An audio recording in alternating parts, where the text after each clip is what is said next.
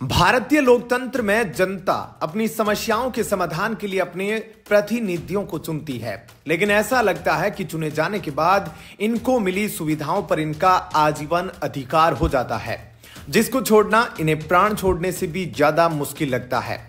कुछ इसी प्रकार के तथ्य सामने आए जब गाजियाबाद निवासी आरटीआई कार्यकर्ता ने पूर्व सांसदों व मंत्रियों के सरकारी बंगलों के विषय में आरटीआई के माध्यम से केलोनिवी यानी सीपीडब्ल्यूडी और संपदा निदेशालय से प्रश्न पूछे। आरटीआई आवेदन से मिली जानकारी के अनुसार पूर्व प्रधानमंत्री स्वर्गीय राजीव गांधी की पत्नी पूर्व यूपीए अध्यक्ष सोनिया गांधी को प्रधानमंत्री आवास से भी बड़े सरकारी बंगले 10 जनपद का आवंटन जुलाई 1992 में निजी निवास के रूप में उनके पति की मृत्यु के बाद जिंदगी भर के लिए कर दिया था, जिसका प्रतिमाह लाइसेंस शुल्क मात्र 3,875 रुपए है। वहीं एक अन्य आरटीआई में जब आरटीआई कार्यकर्ता द्वारा पूछा गया कि सोनिया गांधी के अलावा कितने आवंटियों को जीवन पर्यंत सरकारी बंगले का आवंटन किया गया है, तो प्रत्युत्तर में बताया गया कि 1 जनवरी 2018 से अभी तक किसी को सरकारी बंगले का आवंटन जीवन पर्यंत के लिए नहीं किया गया है, जबकि पूछे गए प्रश्न में कहीं भी जनवरी 2018 की समयावधि का जिक्र ही नहीं था। अतः अब आरटीआई कार्यकर्ता ने इस जवाब के विरुद्ध प्रथम अपील डाली है। एक अन्य आरटीआई के जवाब में मिली जानकारी के अनुसार प्रियंका गांधी को सरकारी बंगले 35 लोधी एस्टेट का आवंटन बिना कोई चुनाव जीते या संवैधानिक पद पर नियुक्त हुए ही फरवरी 1997 यानी पिछले 21 सालों से एसपीजी से संरक्षित होने के कारण किया गया है। इस बंगले के किराया 2002 में 53,000 रुपए था, जिसको देने में तथाकथित गरीब प्रियंका गांधी ने असमर्थता जताई और वाजपेयी सरकार ने उन्हें किराए में छूट देकर किराया 11,748 रुपए मात्र कर दिया। उनके साथ साथ यह रियायत बाकी 3 आवंटियों को भी दे दी गई थी। यहां यह बात ध्यान देने योग्य है कि बाकी 3 आवंटियों में MS बिट्टा, KPS गिल और पंजाब केसरी के संपादक थे। इन तीनों का समाज के लिए योगदान समझ में आता है, लेकिन प्रियंका गांधी को अब यह सुविधा सिर्फ उनके पारिवारिक पृष्ठभूमि के कारण दे दिया जाना कहीं ना कहीं लोकतंत्र का मजाक ही है। अब यह भारतीय लोकतंत्र की विडंबना ही है कि अगर आम आदमी को सरकार से आवास के लिए वित्तीय सहायता मिलती है तो एक परिवार के लिए एक ही व्यक्ति को मिलती है, जबकि यहां तो एक ही परिवार के हर सदस्य को बड़े बड़े बंगले बांट दिए गए हैं। राहुल को अलग, सोनिया को अलग और प्रियंका को अलग। हो सकता है जल्दी ही प्रियंका गांधी के बच्चों को भी अलग अलग बंगले बांट दिया जाए। इसी बीच कांग्रेस संसदीय दल की प्रमुख सोनिया गांधी आगामी 15 जनवरी को पार्टी के नए मुख्यालय इंदिरा भवन का उद्घाटन करेगी। पिछले करीब 5 दशक से पार्टी का मुख्यालय 24 अकबर रोड था। कांग्रेस के संगठन महासचिव केसी वेणुगोपाल ने मंगलवार को एक्स पर पोस्ट किया। 15 जनवरी 2025 को सुबह 10 बजे कांग्रेस अध्यक्ष मल्लिकार्जुन खड़गे और लोकसभा में नेता प्रतिपक्ष राहुल गांधी की उपस्थिति में कांग्रेस संसदीय दल की प्रमुख सोनिया गांधी नए AICC मुख्यालय इंदिरा गांधी भवन का उद्घाटन करेगी। इसका निर्माण कांग्रेस अध्यक्ष के रूप में उनके कार्यकाल के दौरान शुरू किया गया था। वेणुगोपाल के अनुसार 9A कोटला मार्ग पर स्थित इंदिरा गांधी भवन को पार्टी और उसके नेताओं की बढ़ती जरूरतों को पूरा करने के लिए डिजाइन किया गया है, जिसमें प्रशासनिक, संगठनात्मक और रणनीतिक कार्यों में सहयोग करने के लिए आधुनिक सुविधाएं शामिल है। उन्होंने कहा, यह प्रतिष्ठित इमारत कांग्रेस पार्टी के असाधारण अतीत को श्रद्धांजलि देते हुए उसकी दूरदर्शी दृष्टि को दर्शाती है, जिसने भारत के राजनीतिक और सामाजिक ताने बाने को आकार दिया है। कांग्रेस के नए मुख्यालय का काम पिछले कई वर्षों से जारी था। फिलहाल क्या कुछ कहना है आपका इस अपडेट पर कमेंट सेक्शन में अपनी राय जरूर बताएं, साथ ही वीडियो को लाइक शेयर जरूर करें। जल्द एक और अपडेट के साथ आपसे मिलते हैं। धन्यवाद। दिल्ली विधानसभा चुनाव 2025 के समीप आते ही यह सवाल उठ रहा है कि क्या भाजपा नुपुर शर्मा को फिर से टिकट देकर चुनावी मैदान में उतारेगी? क्या उन्हें दिल्ली चुनाव में टिकट मिलेगा? सोशल मीडिया पर कई हैंडल ने दावा किया है कि दिल्ली विधानसभा चुनाव में नुपुर शर्मा को टिकट मिलने की संभावना है। कई एक्स हैंडल ने दावा किया है कि भाजपा अपनी अगली लिस्ट में मास्टर स्ट्रोक चलते हुए नुपुर शर्मा को टिकट दे सकती है। नुपुर शर्मा के दिल्ली में बाबरपुर विधानसभा सीट से गोपाल राय के खिलाफ चुनाव लड़ने की संभावनाएं हैं। दिल्ली विधानसभा चुनाव के लिए बाकी 41 उम्मीदवारों के नाम पर अंतिम फैसला लेने के लिए भाजपा आज सीईसी की बैठक कर रही है। नुपुर शर्मा 2008 में दिल्ली विश्वविद्यालय छात्र संघ की अध्यक्षता जीती थी, जिससे एबीवीपी का 6 साल का सूखा खत्म हुआ था। इस चुनाव में भाजपा का मुख्य उद्देश्य दिल्ली में अपनी स्थिति को मजबूत करना और सत्ता पाना है और इसके लिए पार्टी को अपने मजबूत नेताओं को चुनावी मैदान में उतारना होगा। इस संदर्भ में नुपुर शर्मा की भूमिका अहम हो सकती है। दिल्ली में उनका समर्थन एक विशेष वर्ग में देखने को मिलता है, खासकर उन क्षेत्रों में जहां भाजपा की धार्मिक और सांस्कृतिक राजनीति की अहमियत है। अगर पार्टी नुपुर शर्मा को मैदान में उतारती है तो यह स्पष्ट रूप से एक रणनीतिक निर्णय हो सकता है, जिससे उनका विशेषकर हिंदू वोट बैंक को आकर्षित करने का उद्देश्य हो। सोशल मीडिया यूजर ने लिखा कि नुपुर शर्मा को दिल्ली भाजपा से मुख्यमंत्री का चेहरा बना देना चाहिए।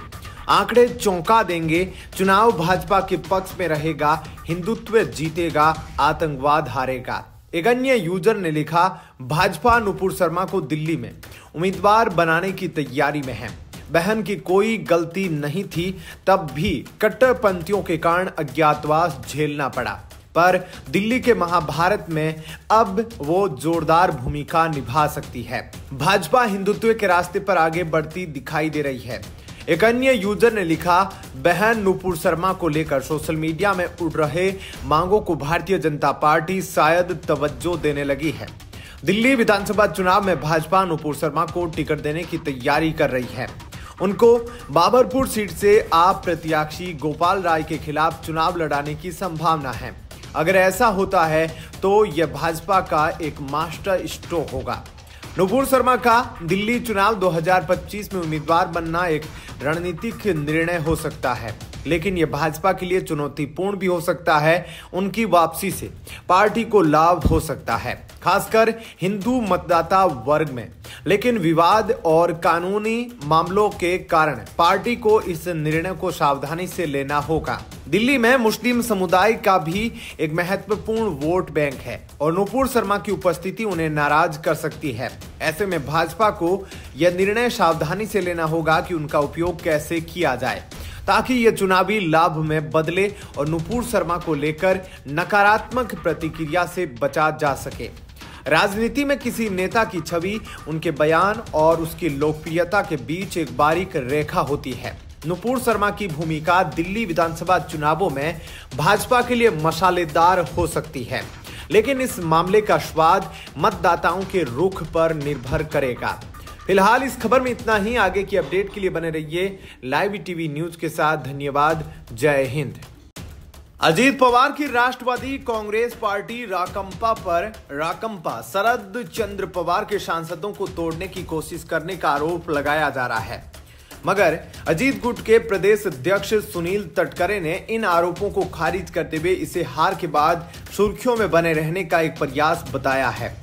राकंपा शरद चंद्र पवार के विधायक जितेंद्र अहवाड ने आरोप लगाया कि संसद के शीतकालीन सत्र के दौरान राकंपा के प्रदेश अध्यक्ष एवं पार्टी के एकमात्र लोकसभा सदस्य सुनील तटकरे ने शरद पवार गुट के सांसदों को प्रस्ताव दिया है कि वे बाप बेटी शरद पवार और सुप्रिया सुले को छोड़कर अजीत पवार के साथ आ जाए।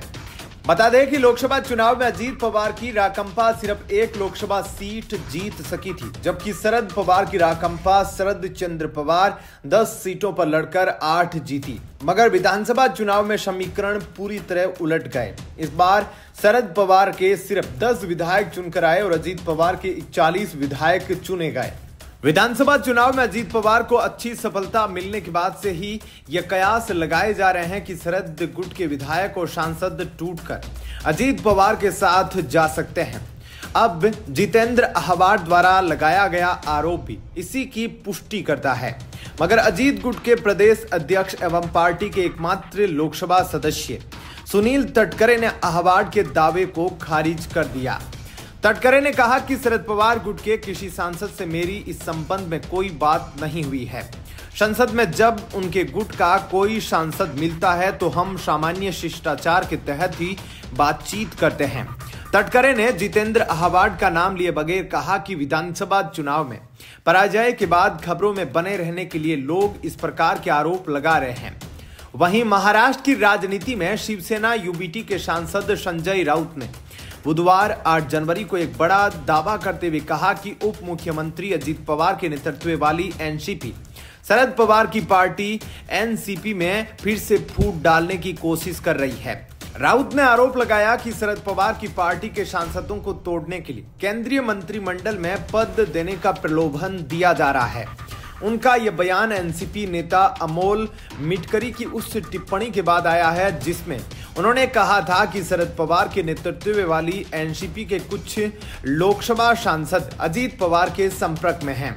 एनसीपी एसपी विधायक और पूर्व राज्य मंत्री जितेंद्र अहवाड ने भी कहा कि अजीत पवार के नेतृत्व वाली एनसीपी के राज्य प्रमुख सुनील तटकरे ने शरद पवार गुट के सांसदों को पार्टी छोड़ने के लिए कहा है। अहवाड ने आरोप लगाया कि तटकरे ने सांसदों से कहा, पिता पुत्री शरद पवार और सुप्रिया सुले को छोड़कर हमारे साथ आओ। संजय राउत ने आगे कहा कि वरिष्ठ एनसीपी नेता प्रफुल्ल पटेल और सुनील तटकरे को शरद पवार गुट में फूट डालने का काम सौंपा गया है। उन्होंने दावा किया कि जब तक शरद पवार गुट से दल बदल नहीं होता तब तक केंद्र सरकार में किसी को भी पद नहीं मिलेगा। जितेंद्र अहवाड ने एनसीपी के दोनों गुटों के साथ आने की संभावनाओं को खारिज करते हुए कहा, अगर दोनों गुट साथ आने वाले हैं तो फिर हमारे सांसदों को पाला बदलने का प्रस्ताव क्यों दिया गया। महाराष्ट्र की राजनीति में इस दावे ने हलचल मचा दी है। एनसीपी के दोनों धड़ों के एक होने की खबरों पर भी अब सवाल उठ रहे हैं। राजनीतिक विश्लेषकों का मानना है कि यह पूरा मामला आगामी चुनावों में सत्ता समीकरणों को प्रभावित कर सकता है। फिलहाल इस खबर में इतना ही। आगे की अपडेट के लिए बने रहिए लाइव टीवी न्यूज के साथ। धन्यवाद। जय हिंद। नरेंद्र मोदी और एनडीए का मुकाबला करने के लिए 24 दलों ने मिलकर इंडिया अलायंस बनाया था। एक दूसरे का हाथ पकड़कर तस्वीरें भी खूब खिंचवाई, कई बैठकें की, मिलकर साथ चलने की कस्में भी खाई। लेकिन महाराष्ट्र हरियाणा में कांग्रेस को हार क्या मिली, पूरा का पूरा इंडिया अलायंस बिखर गया। एक के बाद एक दल राहुल गांधी का हाथ छोड़कर भाग रहे हैं। उधर एनडीए पूरी ताकत के साथ एकजुट नजर आ रहा है। बुधवार को जब तेजस्वी यादव, ममता बनर्जी, उद्धव ठाकरे इंडिया अलायंस के खात्मे का बिगुल बजा रहे थे, तब दूसरी ओर आंध्र प्रदेश में चंद्रबाबू नायडू पीएम मोदी की तारीफों के पुल बांध रहे थे। आप इसी से फर्क समझ सकते हैं। आरजेडी नेता तेजस्वी यादव ने कहा, इंडिया अलायंस सिर्फ लोकसभा चुनाव के लिए था। देश में अब इंडिया अलायंस खत्म हो चुका है। दिल्ली चुनाव में कांग्रेस और आप के बीच तालमेल नहीं होना अस्वाभाविक बात नहीं है। वैसे बिहार में आरजेडी और कांग्रेस पार्टी के बीच पहले से गठबंधन था। पश्चिमी बंगाल की मुख्यमंत्री ममता बनर्जी ने दिल्ली विधानसभा चुनाव के लिए कांग्रेस को समर्थन देने की बजाय अरविंद केजरीवाल को समर्थन देना उचित समझा। केजरीवाल ने जैसे ही इसके बारे में बताया, ममता के नेता डेरेक ओब्रायन ने इसकी पुष्टि की। लिखा, हम आपके साथ हैं। ममता शुरू से कांग्रेस की आलोचक रही है। उन्होंने इंडिया अलायंस की कमान संभालने की पेशकश भी की थी।